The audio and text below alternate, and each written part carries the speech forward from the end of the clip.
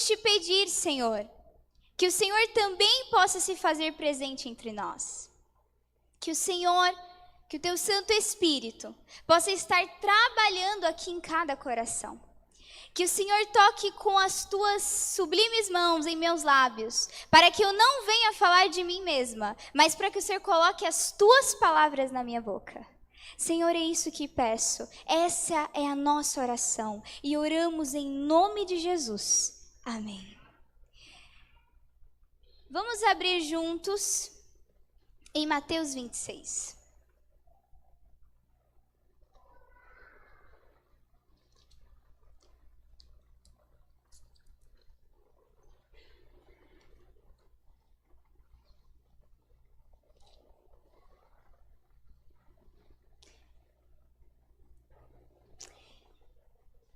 Ao olharmos para a nossa atual geração, nós percebemos que estamos vivendo na era da distração. Será que ali por volta do ano 2000, ou ali na década de 90, 80, vocês aí imaginavam que através de um aparelho você conseguiria falar com alguém que está do outro lado do universo em apenas alguns segundos? Será que os nossos avós, bisavós, eles imaginariam que hoje a tecnologia chegaria a esse nível que chegou? Será que quando a Bíblia nos fala sobre distração, será que isso inclui também o tempo que nós passamos distraídos nas redes sociais? Quando nós vamos para o dicionário e nós nos questionamos o que significa estar distraído, o dicionário diz que estar distraído é alterar o rumo normal, é perder o foco, é algo que se extraviou. Algo que agora já não tem mais um sentido, mas é levado pelo vento. E hoje, muitos de nós estamos distraídos. Mas essa não é uma realidade apenas da igreja atual. Porque nos tempos de Jesus, havia ali também um discípulo distraído. Mesmo andando com Jesus, mesmo vendo diante de si os maiores milagres que alguém já poderia ter visto, ele se deixou ser distraído. E eu estou falando de ninguém mais, ninguém menos que o apóstolo Pedro. No capítulo 26, narra a ceia que Jesus teve com os 12 discípulos, ali na noite de quinta-feira. E ali, Jesus fez tremendas revelações. Ele diz que um dos discípulos o trairia e outro discípulo negaria. Mas ele não citou o nome de quem o iria trair. Mas ele disse quem o iria negar. Mateus 26. A partir do versículo 31 está escrito: Então Jesus lhes disse: Todos vós vos ofendereis por minha causa esta noite, pois está escrito: Eu ferirei o pastor, e as ovelhas do rebanho serão espalhadas. Mas depois que eu ressuscitar, eu iria adiante de vós para Galileia. Pedro, respondendo, disse-lhe: Ainda que todos os homens se ofenderem em ti, se escandalizarem, diz outras versões, eu nunca me ofenderei. Disse-lhe Jesus, olhando nos olhos de Pedro, com aquele olhar mais terno, mais doce, aquele olhar de compaixão, Jesus disse a ele: Na verdade eu te digo, que nesta noite, antes do galo cantar, tu me negarás 3 vezes. Disse-lhe Pedro: Ainda que me seja necessário morrer contigo, eu não te negarei. Eu diria para a igreja dizer amém, mas é misericórdia. Porque na verdade Pedro não estava confiante em Jesus. Ele estava confiando, sabem quem? Nele. Quantas vezes nós estamos distraídos. E Jesus diz para nós, você, dessa forma, nesse caminho, você vai me negar. E a gente diz, Senhor, eu que nasci num berço adventista, eu que venho na igreja em todos os dias de culto, eu que prego o evangelho para todo mundo, eu que dou o cesta básica, jamais vou te negar. Mas na verdade, irmãos queridos, nós estamos correndo o mesmo perigo desse discípulo. Se por algum momento nós desviarmos os nossos olhos de Jesus e começarmos a olhar para nós mesmos. Pedro, ele tinha aprendido na prática que enquanto ele estivesse olhando para Cristo, ele iria estar vitorioso diante das ondas da tentação. Sim ou não? Lembra daquele episódio do mar? O mar agitado. Jesus vem então até os discípulos que estão passando por um naufrágio e ele diz, não temas, eu sou. E Pedro diz, é o Senhor, então eu estou indo aí. E ele foi. Ele era confiante. E ele foi, e enquanto ele estava olhando para Jesus, ele não afundou. Isso é algo sobrenatural, andar sobre as águas. Isso desafia todas as leis da física. Porque Deus está acima de todas essas leis. E enquanto Pedro olhava para Jesus, ele estava de pé. Mas quando ele foi olhar para as ondas, quando ele foi olhar para o barquinho, desviou o olhar de Jesus e caiu. Jesus quis mostrar para ele que era tão cheio de si que ele não poderia vencer por si mesmo. Mas aqui está Pedro de novo. Senhor, eu jamais te negarei. O espírito de profecia comenta isso e Ellen White diz: mas o Pedro que negara Cristo na hora de sua maior necessidade era impossível, cheio de que, igreja? Confiança própria. Ele pensava assim, eu jamais vou negar a Jesus. E às vezes a motivação dele foi até pura. Mas na verdade ele não entendia que existia ali uma luta entre o bem e o mal. E que se nós não vigiássemos, se ele não vigiasse, ele iria acabar caindo. Porque quando nós olhamos para nós, quando nós olhamos para as ondas das tentações e desviamos os nossos olhos de Jesus, não há como nós nos mantermos firmes. Mas aqui foi o primeiro passo para que Pedro negasse a Jesus. Ou para que ele ficasse distraído. Ele confiou demais em si mesmo, mas não para por aí. Após esse episódio, Jesus ele foi para o Getsemane. Vamos continuar lendo comigo no versículo 36. Então chegou Jesus com eles a um lugar chamado Getsemane e disse a seus discípulos, sentai-vos aqui enquanto eu vou ali orar. E Jesus levou quem com ele? Pedro. E 2 filhos de Zebedeu, ou seja, Jesus sabia que Pedro precisava de quê? De dormir? De orar. Dentre todos os 12, Jesus escolhe 3, não porque eram os preferidinhos dele, mas ele conhecia o coração e ele sabia que eram os mais necessitados.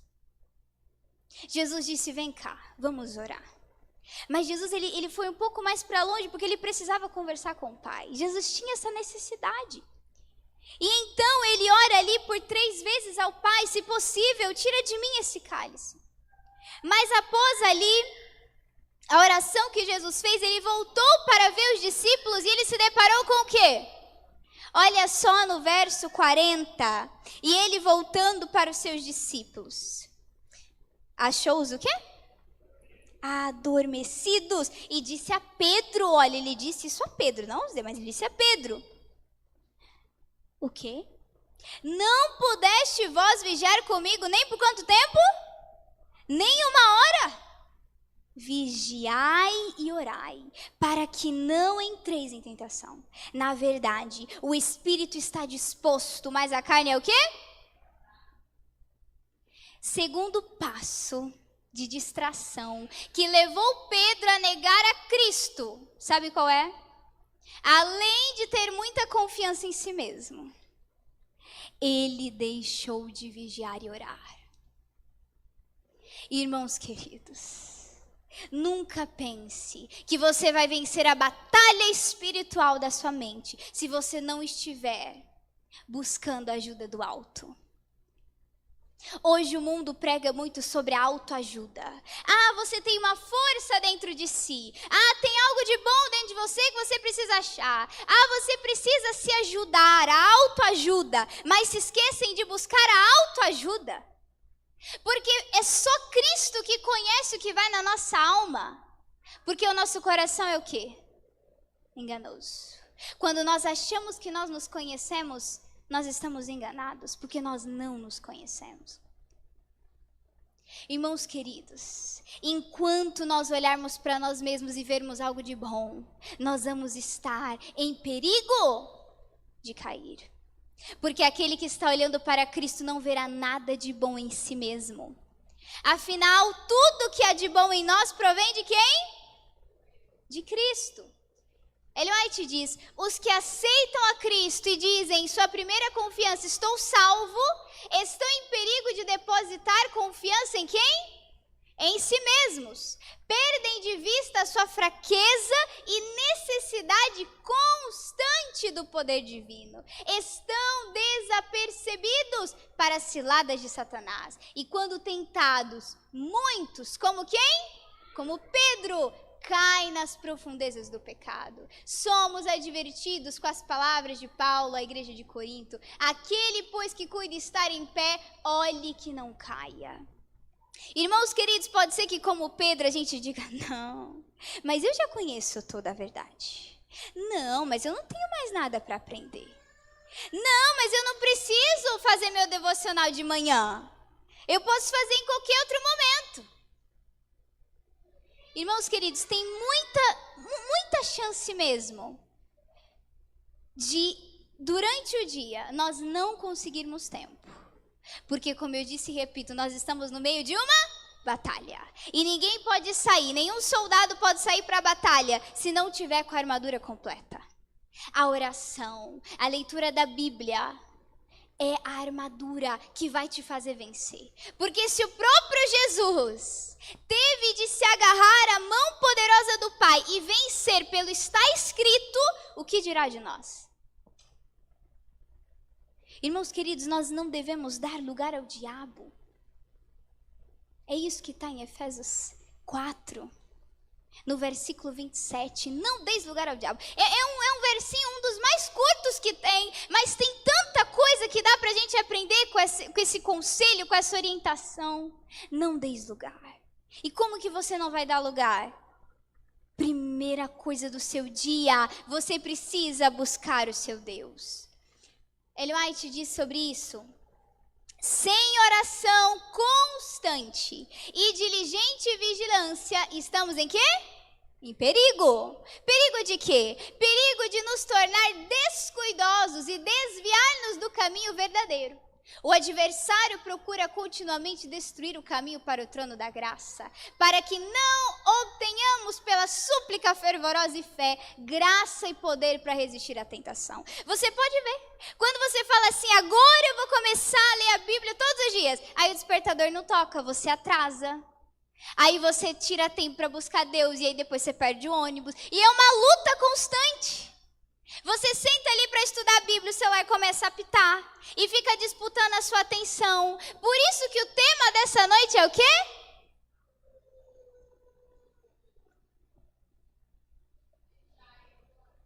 Exatamente, glória a Deus.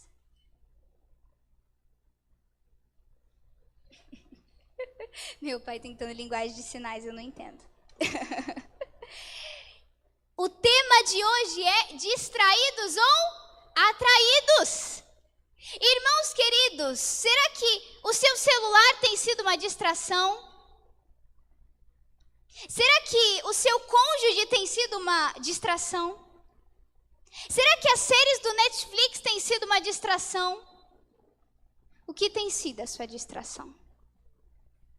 Porque Jesus, ele não pode competir lugar no seu coração. Ele não faz isso.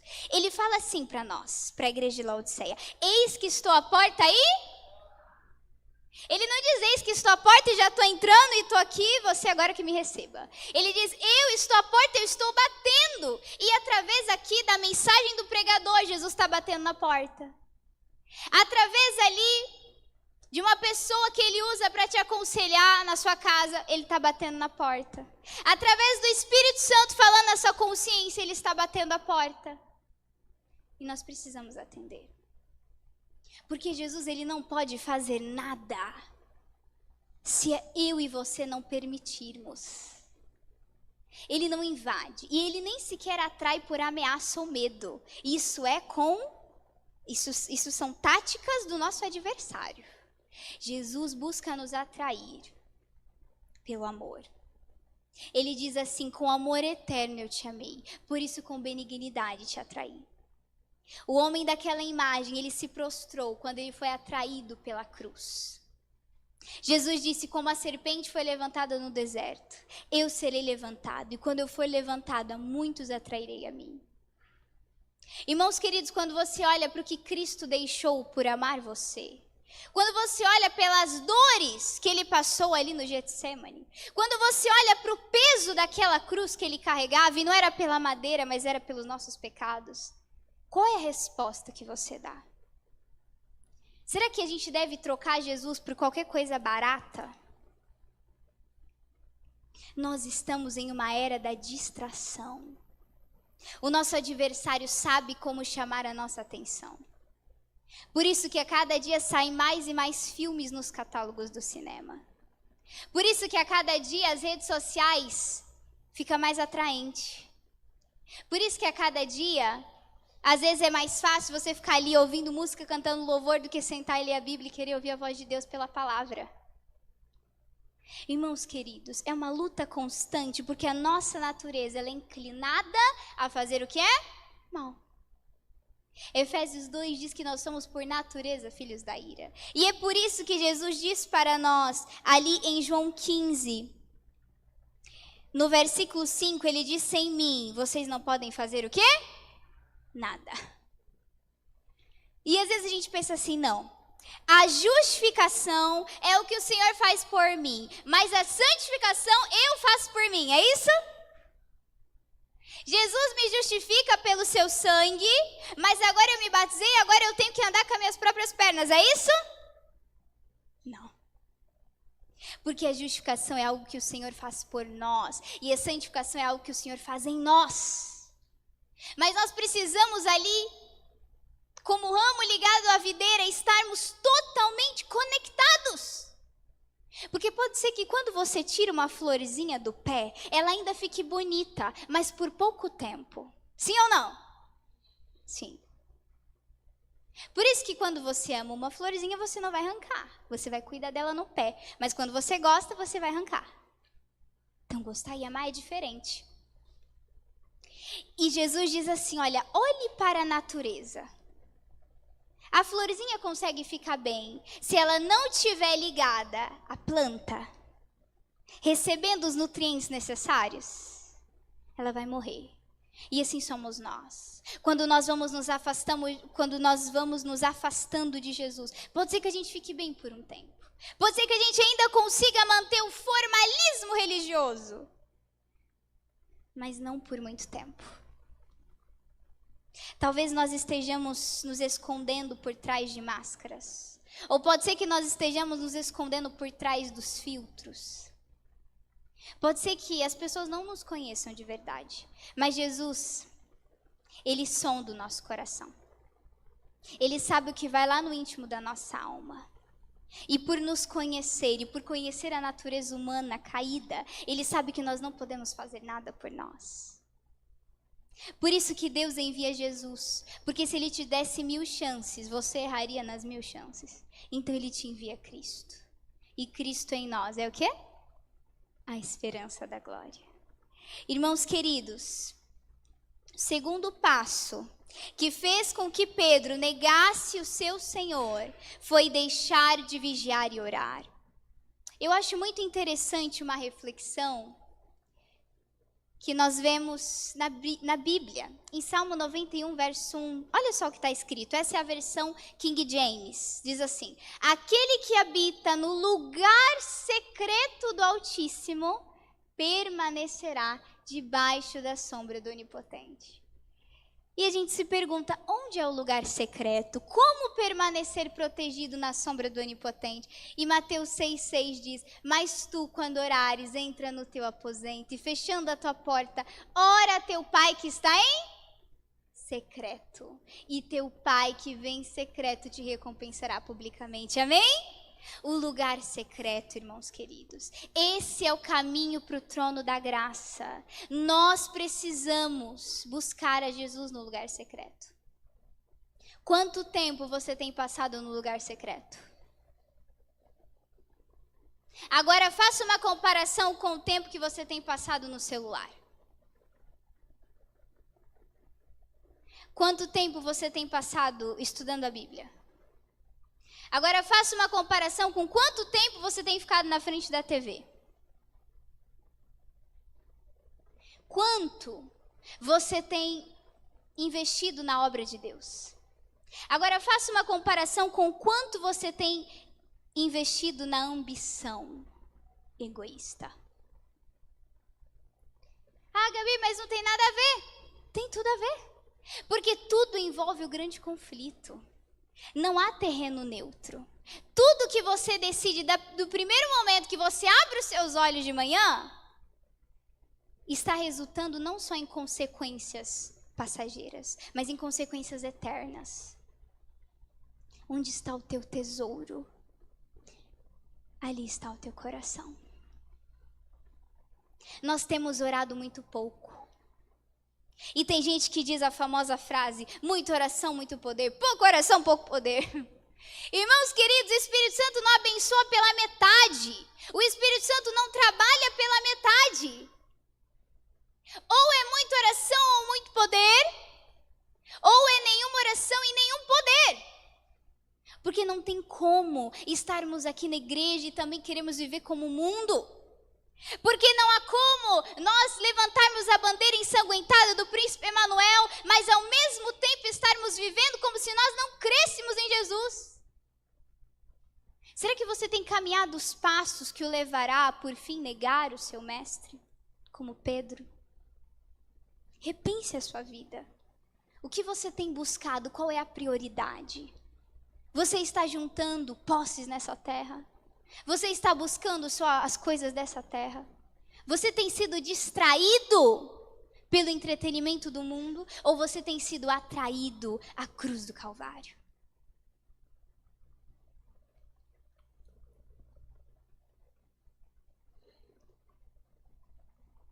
Irmãos queridos, nós precisamos a cada dia... Não estou conseguindo passar. Não sei se... Tá certo. Obrigada. Nós precisamos a cada dia olhar para a nossa vida, examinar a nossa própria vida. O espírito de profecia diz: temos que orar em família. Ou seja, o culto familiar é importante? Sim. É um muro de separação que vai proteger o seu lar das influências do mundo. Então não saia sem antes reunir sua família e fazer o culto familiar. Contudo, e entretanto, não devemos negligenciar a oração secreta, pois ela é a vida da alma. Todo mundo conhece a famosa frase que a oração é a respiração da alma. E um dia eu ouvi a seguinte pergunta: quanto tempo você consegue ficar sem respirar? É o mesmo tempo que você pode ficar sem orar. Por isso que, pensando nisso, em 1 Tessalonicenses 5,17, Paulo diz o quê? Orai de vez em quando. Orai só ali em público. Orai só uma vez por dia. Não, ele diz orai sem cessar. Isso significa que você vai estar vivendo em comunhão. E ele vai te acrescentar: é assim que Enoque andava com Deus. E ela diz que há Enoques em nossos dias. Que possamos ser esses Enoques. Mas só é possível se nós estivermos o quê? Em oração. É impossível a alma prosperar enquanto é negligenciada a oração. A oração familiar e a oração pública não bastam. Exponde continuamente ao Senhor vossas necessidades, alegrias, pesares, cuidados e temores. Sabe por que às vezes a gente tem a necessidade tanto de fofocar? Porque a gente não leva para Deus em oração o que a gente tem passado. Porque a gente não quer ajoelhar, pôr o joelho no chão e orar pelo irmão, pelo que ele tem passado. Nós preferimos espalhar a fofoca, porque é mais divertido do que ajoelhar e orar e jejuar pelo irmão. Irmãos queridos, nós não devemos ficar contando para as pessoas nossos problemas, porque aquela pessoa tem os problemas dela. Conte para Cristo em oração. Ele é o seu confidente, Ele é o seu melhor amigo. Diante de uma situação ali no seu trabalho, o que você faz? Eleve os pensamentos ao céu. Porque ali no lugar santíssimo há alguém com as marcas da cruz, que ergue essas marcas da cruz diante do Pai e diz assim: Pai, tem um filho meu precisando de socorro, atenda-o pelos meus méritos. Amém? Irmãos queridos, nós ficamos tão perturbados e tão ansiosos e tão tristes e cabisbaixos porque nós não levamos a Jesus os nossos fardos, porque nós queremos carregar conosco. Não, eu consigo, não, eu sei, eu tenho força, não. Enquanto Jesus está chamando, o que Jesus diz para nós? Vinde a mim, todos os que estão o quê? E eu vou o quê? Eu vou aliviar vocês. Porque na verdade ele já levou sobre si toda a culpa, todo o medo, toda a ansiedade. Entregue e confie. Irmãos queridos, olha só o que diz o Espírito de profecia. Consagre-se a Deus pela manhã. Faça disso a sua primeira atividade. E olha que oração linda. Que oração espiritual. Olha só, olha qual deve ser a nossa oração.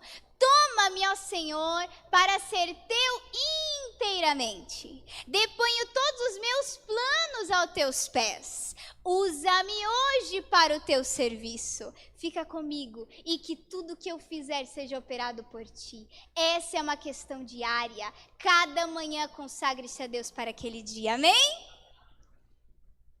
Muitas vezes, nós queremos decidir por nós os nossos planos.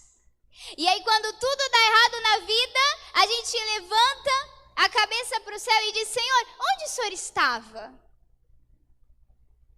Sabe onde Deus estava? Aonde nós o deixamos.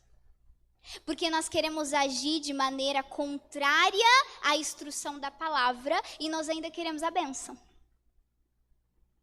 Porque não é Deus que nos usa, é a gente que quer usar Deus. É isso que a gente vê hoje na maioria das igrejas cristãs.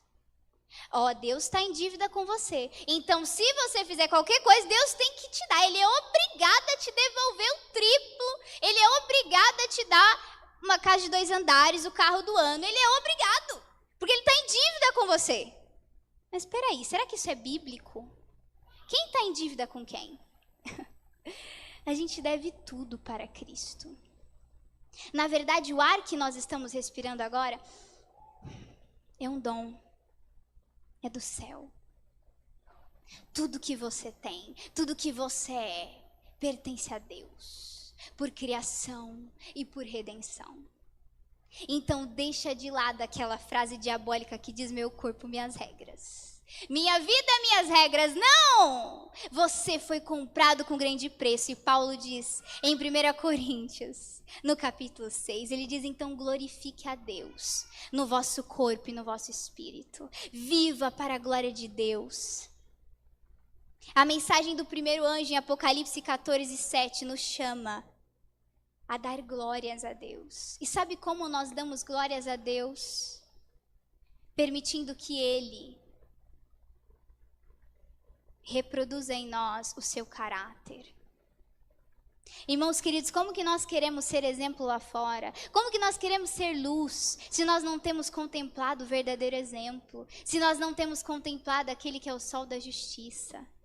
Não há luz própria em nós, assim como não há luz própria na lua. aquela lua bonita que ilumina a terra em trevas, ela está sendo, na verdade, iluminada pelo sol. Eu e você precisamos do sol da justiça em nossas vidas. Deixa de adiar a sua entrega, porque na verdade você não tem o amanhã. Irmãos queridos, Pedro continuou os passos para negar a Cristo. E eu quero pular para o terceiro passo, já concluindo. No capítulo 26 ainda de Mateus, versículo 58, diz assim: mas Pedro o seguiu de longe. Pedro o seguiu de longe. Esse foi o terceiro passo que fez com que Pedro negasse a Cristo. Ele começou a seguir Jesus de longe. E às vezes nós pensamos que dá para servir a Deus de longe, sem nos comprometermos com a igreja, sentados lá confortáveis no sofá da nossa casa, ao invés de vir congregar. Nós queremos servir a Jesus de longe, sem nos comprometer. Esse foi o terceiro passo que fez com que Pedro negasse o seu mestre. E no mesmo versículo continua dizendo: até que ele se assentou ali com os guardas. Esse foi o quarto passo. Ele se colocou ali à mercê de influências más. Sabe aquilo que diz que nós não devemos nos sentar na roda dos escarnecedores? Pedro se sentou nessa roda. Ele se uniu aos inimigos de Cristo. E por mais que lá no coração dele ele não era inimigo de Cristo, ele foi influenciado por eles. Será que nós temos nos unido a pessoas que nos afastam de Jesus? O jugo desigual é abominação, não só em amizades, mas muito mais em relacionamentos conjugais. O Senhor não quer que nos unamos com as trevas, porque Ele nos chama para ser o quê? Luz. E às vezes a gente fala: não, mas esse amigo não me influencia, eu que vou influenciar ele. Mas será que nós conseguimos influenciar as pessoas sem Cristo? Pode voltar os slides, por favor, que eu acho que eu tirei aqui sem querer. Irmãos queridos, quinto e último passo que fez com que Pedro negasse a Jesus, ainda no verso 58. Ele sentou-se com essas más companhias para ver o fim. Ele se tornou um mero observador. E olha só o que diz o espírito de profecia. Ai, acho que eu tirei de novo. Misericórdia. Consegue pôr para mim novamente? Isso. Agora acho que dá. Isso. Olha só o que diz o espírito de profecia.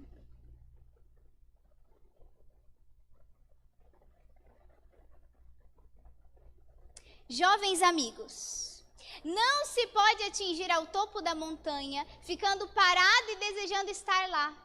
Só podem conseguir seu objetivo dando um passo a cada vez, avançando devagar talvez, mas conservando cada passo dado o quê? Adiante. Às vezes nós queremos apenas nos sentar ali e observar a degradação do mundo. E nós queremos ali comendo pipoca e criticando as pessoas. Nossa, olha fulano, ó, fulano ali está nas trevas, ó, fulano nas drogas. E a gente não quer se erguer. Jesus diz em Isaías 60, verso 1, levanta-te. Para de ficar sentado observando. Levanta-te, você precisa agir. E Pedro, ele caminhou ali para negar Jesus. O último passo dele que fez com que ele negasse a Jesus, em seguida, foi se sentar e observar. Ele deixou de agir. Ao invés de se levantar e fazer algo e tentar ali, de alguma maneira, testemunhar, ele se sentou. Ele se uniu àqueles ali que estavam apenas criticando a Cristo. Irmãos queridos, esses 5 passos fez com que Pedro negasse o seu Senhor. Versículo 75 diz: e Pedro, após negar a Jesus 3 vezes, ele se lembrou do que Jesus disse: antes que o galo cante, tu me negarás 3 vezes. E saindo dali, ele chorou amargamente. Irmãos queridos, quando nós desviamos os nossos olhos de Jesus, nós choramos amargamente. Porque longe de Jesus não há esperança da glória. Porque longe de Jesus não há como ficar de pé. Porque sem Cristo habitando em nós, nós somos pó. As nossas melhores obras são trapos de imundícia. Irmãos queridos, pense muito bem antes de exaltar o seu próprio eu. Pense muito bem antes de negligenciar a sua vida devocional. Pense muito bem antes de seguir a Jesus de longe.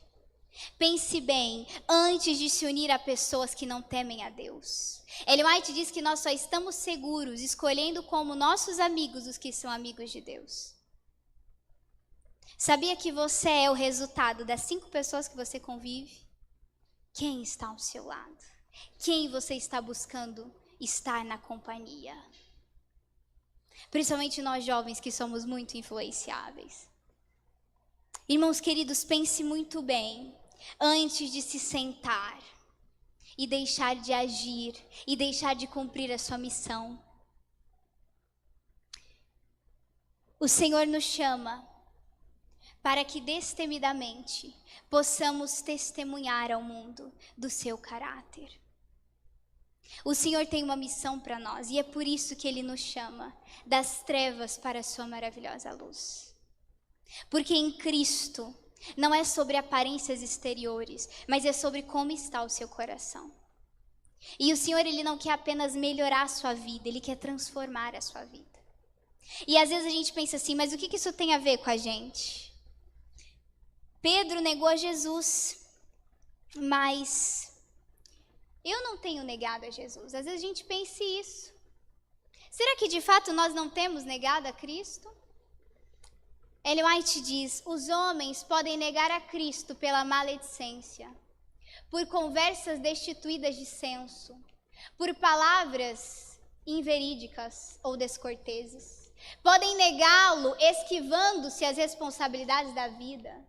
Podem negá-lo pela busca dos prazeres pecaminosos. Podem negá-lo conformando-se com o mundo. Podem negá-lo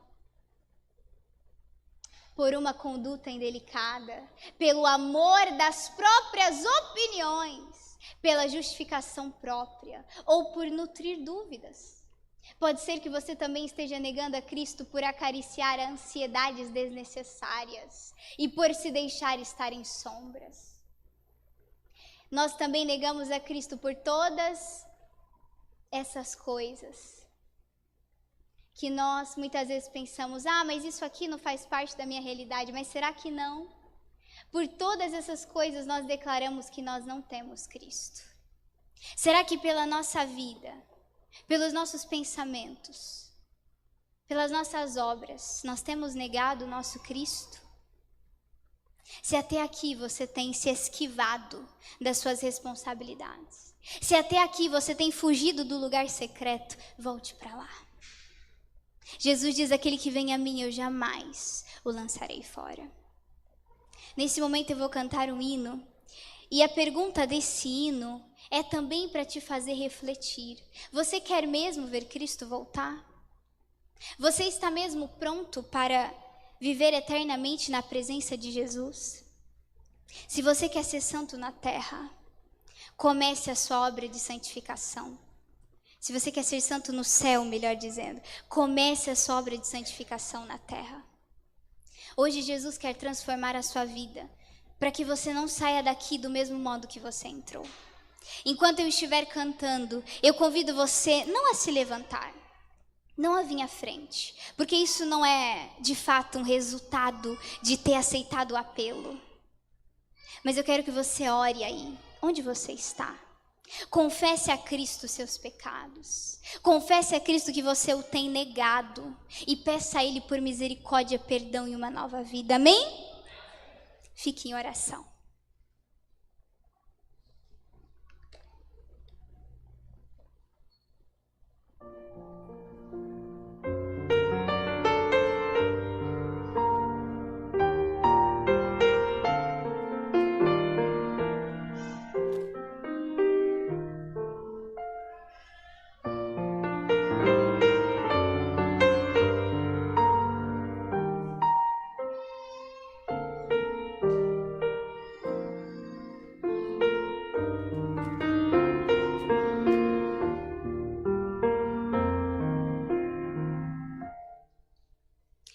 Tantos são teus afazeres que te esqueces de Jesus. Desprezas o estudo e a oração.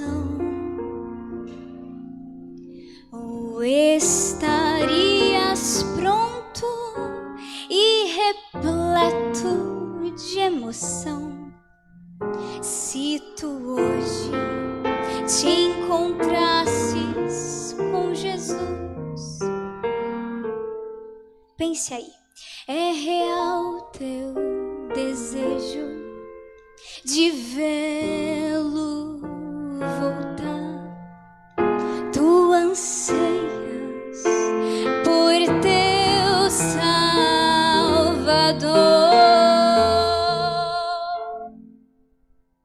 São teus lábios louvor, é tua vida amor. Queres mesmo ver Cristo voltar?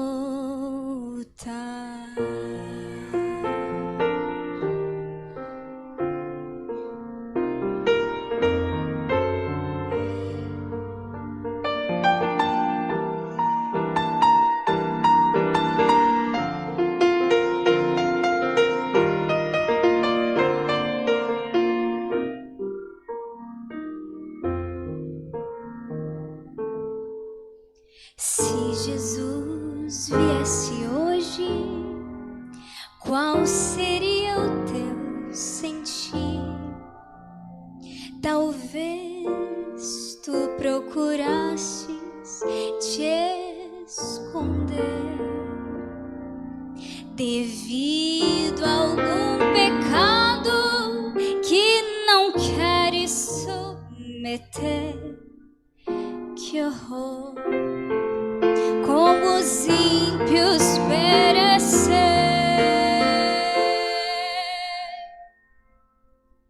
É real teu desejo de vê-lo voltar. Tu anseias por teu Salvador.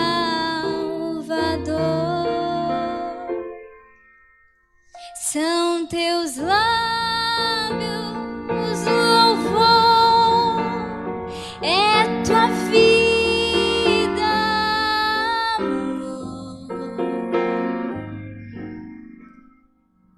Queres mesmo ver Cristo voltar?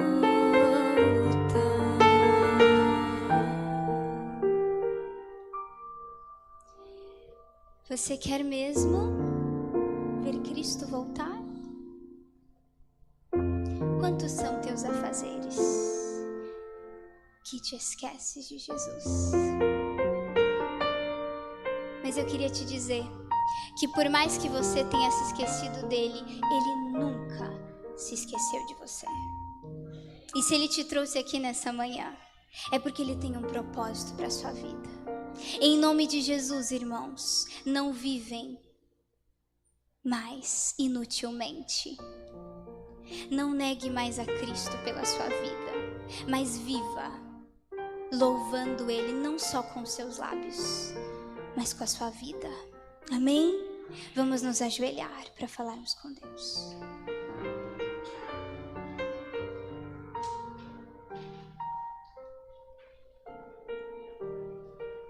Querido Pai, que bom saber que nós temos um refúgio. Que bom saber que nós temos um lugar secreto aonde permanecer. Que bom saber que na sombra do Onipotente nós não seremos abalados pelas tentações. Que bom saber, meu Deus, que por mais que nós o tenhamos negado, o Senhor nunca nos negou o teu amor. O Senhor nunca nos negou as tuas bênçãos. O Senhor nunca nos negou o dom da salvação e da vida eterna. E nós estamos aqui de joelhos contritos, em arrependimento. Meu Deus querido, o Senhor tem todo o poder para nos transformar. Torna-nos novas criaturas. Olhando para nós, nós não vemos como nos salvar. Mas olhando para a cruz do Calvário, nós somos atraídos e sabemos que ali há salvação. Meu Deus, não deixe que continuemos distraídos pelo entretenimento do mundo, mas que possamos ser atraídos pelo Teu maravilhoso olhar.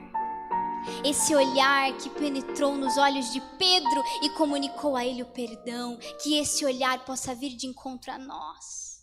Dê-nos do Teu perdão, dê-nos da Tua salvação e nos ajude a viver para a Tua glória.